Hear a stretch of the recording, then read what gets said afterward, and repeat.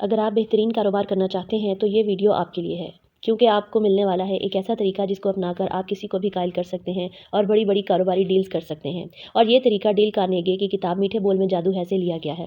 وہ کہتے ہیں، مجھے حال ہی میں ایک برج پارٹی میں مدعو کیا گیا۔ ویسے میں برج نہیں کھیلتا۔ اس پارٹی میں اتفاق سے ایک خوبصورت عورت بھی موجود تھی جو میری ہی طرح برج نہیں کھیلتی تھی۔ اسے کسی طرح معلوم ہو گیا کہ جب لیول تھامس ریڈیو میں ملازم نہیں ہوا تھا تو میں اس کا مینیجر ہوتا تھا، اور یہ کہ میں یورپ کے سفر میں اس کے ہمراہ تھا اور میں نے اس کی ان تقریروں کی تیاری میں اس کی بہت مدد کی تھی جو وہ ریڈیو پر نشر کر رہا تھا۔ چنانچہ اس نے مجھ سے کہا، مسٹر کارنیگی، میں چاہتی ہوں کہ آپ مجھے ان عجیب و غریب مقامات اور نظاروں کا کچھ حال سنائیں جو آپ نے دیکھے ہیں۔ ہم صوفے پر بیٹھ گئے تو اس نے بتایا کہ وہ اور اس کا خاوند بھی ابھی افریقہ کے سفر سے واپس آئے ہیں۔ افریقہ؟ میں نے چونک کر کہا، کتنا دلچسپ ملک ہے۔ میری عرصے سے خواہش رہی ہے کہ افریقہ کی اچھی طرح سیر کروں، لیکن ایک مرتبہ الجیریا میں 24 گھنٹے کے قیام کے علاوہ مجھے وہاں جانے کا موقع ہی نہیں ملا۔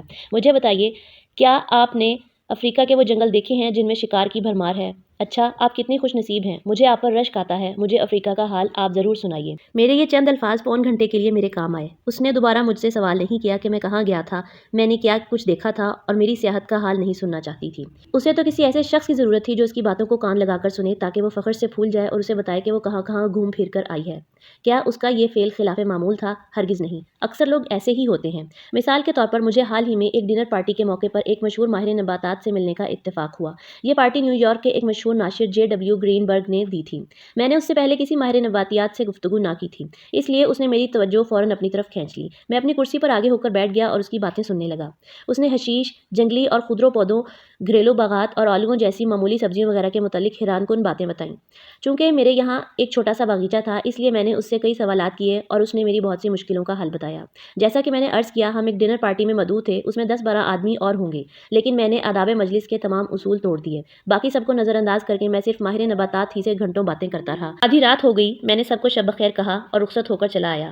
ماہر نباتات نے تب میزبان سے مخاطب ہو کر میری تعریفوں کے پل باندھ دیے کہ میں بہت ہی دلکش شخصیت کا مالک تھا، میں یہ تھا، میں وہ تھا، اور اس نے آخر میں یہ کہا کہ میں بہت ہی زیادہ خوش گفتار آدمی تھا۔ ایک خوش گفتار آدمی؟ میں نے تو مشکل ہی سے کوئی لفظ منہ سے نکالا ہوگا۔ اگر میں کچھ کہنا بھی چاہتا تو موضوع بدلے بغیر شاید ہی کچھ نہ کہہ سکتا تھا، کیونکہ میں نباتات کے بارے میں اسی حد تک جانتا ہوں جتنا کہ میں عجیب و غریب پرندوں کی جراحی سے باخبر ہوں۔ لیکن میں نے اتنا ضرور کیا تھا کہ میں نے اس شخص کی باتوں کو دلچسپی سے سنا۔ میں نے اس کی باتیں اس لیے سنی کہ میرے لیے وہ سچ مچ پرکشش تھیں۔ اس نے بھی یہی محسوس کیا۔ نتیجے کے طور پر وہ بہت خوش ہوا۔ اس طرح کی باتوں کو غور سے سننا اس شخص کی بہت بڑی تعظیم کے مترادف ہے۔ ورڈ فورڈ نے اپنی کتاب اجنبی محبوب میں لکھا ہے، بہت کم آدمی ایسے ہیں جن پر گہری توجہ اثر انداز نہ ہوتی ہو، اور میں تو گہری توجہ سے بھی آگے نکل گیا تھا۔ میں نے جی بھر کر داد دی اور دل کھول کر تعریف کی تھی۔ میں نے اسے بتایا تھا کہ میں بہت زیادہ خوش ہوا ہوں اور میرے علم میں اضافہ ہوا ہے، اور سچ مچ ایسا ہی ہوا ہے۔ میں نے اس سے کہا کہ کاش میں اس کے ساتھ میدانوں میں گھوم پھر سکتا، اور واقعی مجھے میدانوں کی سیر کرنی بھی چاہیے۔ میں نے اس سے کہا کہ میں آپ سے کبھی پھر ملوں گا، اور میں ضرور ملوں گا بھی۔ اس نے مجھے بڑا خوش گفتار آدمی تصور کیا، حالانکہ اصل میں محض سننے والا تھا، اور میری باتوں کا مقصد صرف یہ تھا کہ وہ جی کھول کر باتیں کر سکے۔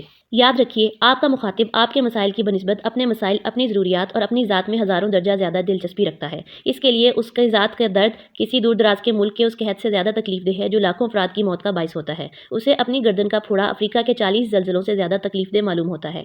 آئندہ جب کبھی آپ کسی سے گفتگو کریں تو اس بات کو نہ بھولیے کہ دوسروں کی باتیں توجہ سے سنیے اور انہیں ان کے اپنے متعلق باتیں کرنے پر ابھاریے، اور یہی بہترین کاروباری معاملات کرنے کا راز ہے۔